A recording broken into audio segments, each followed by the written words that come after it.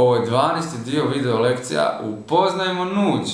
Ja sam Marijan i student sam na odsjeku za informacijske i komunikacijske znanosti na Filozofskom fakultetu u Zagrebu, gdje nuđ koristimo za obradu prirodnog jezika u sklopu kolegija, modeliranje jezika upravljano gramatikama. U ovom videu pokazat ću vam kako izvesti sintaksne anotacije kao XML dokument i kako uvesti XML dokument u nuđ. Prvo ćemo obraditi proces izvoza. Otvorite tekst portraitsofalady.not. Preimenujte ga klikom na File, Save As. Ovaj tekst trenutno nema sintaksnih anotacija, pa je potrebno dodati sintaksne gramatike koje želimo primijeniti na tekst. Napravite malu sintaksnu gramatiku koju ćete koristiti u ovu svrhu. Odaberite File, New Grammar, potom engleski kao izlazni i ulazni jezik, označite gumb za grafički uređivač i kliknite gumb Syntax u donjem desnom kutu. Spremite gramatiku kao synthetic and not.nog. Naš zadatak je označiti u tekstu sve imenske fraze NP, prijedložne fraze PP i glagolske fraze VP. Imajte na umu da ova gramatika služi samo za demonstraciju i da će vrlo vjerojatno imati dosta višeznačnosti. Pa započnimo. Dodajte 3 čvora i nazovite ih NP, PP, VP. Trebali bi biti žute boje jer želimo unutar njih izraditi podgrafove za svaku od tih skupina. Otvorite podgraf NP i kreirajte 5 čvorova te u njih upišite sljedeće NP, det, a, n. Recimo da želite da čvor NP označi sve imenice, ali također i bilo koji broj pridjeva i član koji bi mogao prethoditi. Zato povežite čvorove tako da NP bude povezan sa čvorovima det, a i n, na način da det i a moraju biti povezani s čvorom n. Det mora biti povezan i s čvorom a n mora biti povezan s čvorom koji sadrži zatvorenu zagradu koji je povezan sa završnim čvorom.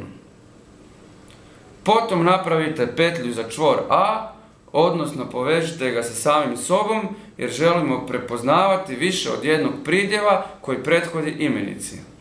NP podgraf je time završen. Sada otvorite PP podgraf klikom na Grammar, Show Structure, dodajte 4 nova čvora i nazovite ih PP, Prep, NP, pa ih povežite da izgledaju ovako. Na taj način ćemo sve imenske fraze koje imaju prijedlog ispred sebe označiti kao prijedložne fraze. Na kraju još otvorite podgraf VP, napravite 5 novih čvorova i nazovite ih VP, be, have, v plus g. Povežite čvor VP s čvorovima be, have i v. Čvor be, have s čvorom v.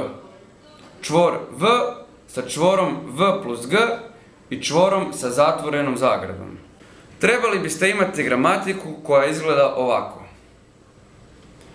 Pohranite svoju gramatiku i koristeći Info, Preferences, prozor, dodajte je u popis sintaksnih gramatika. Kliknite gumb Apply i vratite se na tekst.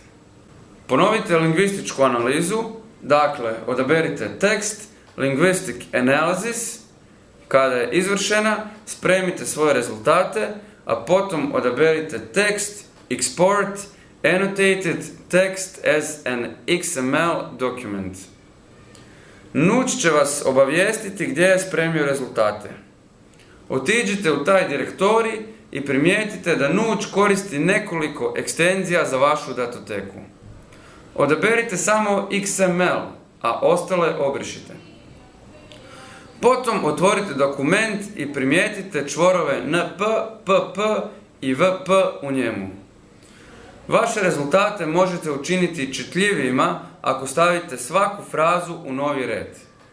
Za to možete koristiti regularni izraz u prostoru replace kako biste zamijenili sve otvorene zagrade simbolom za novi red na sljedeći način.